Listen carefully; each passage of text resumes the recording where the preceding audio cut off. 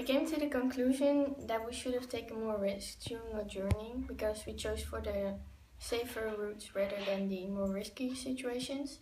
For example, in situation 1, we had the choice to go to Libya or to Mali, and then we chose to go to Mali because the trip to Libya contained a very loaded truck under bad circumstances as means of a transport.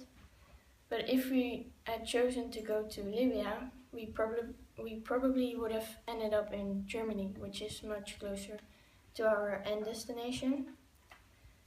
And this is really in the European Union, whereas our end destination now, Melilla, is only a Spanish enclave in Morocco.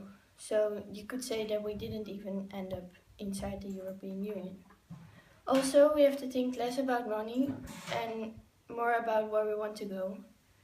If it was the case that we didn't have any money left, we could have worked for 3 months or so and then continue our journey.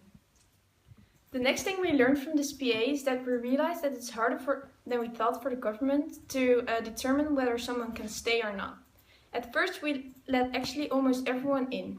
We realized later on that it wasn't possible, and we looked closer to each case. We learned that you have to look closely to all the details and also to the background and to let them in or not. You shouldn't look objectively to the cases, but analyze them as individuals.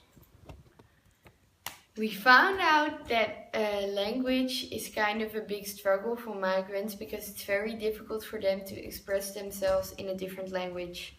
For example, also with the game, there was in each table, in each group, there were different cards with the different trumps. And there was always first confusion before you could find out how to win.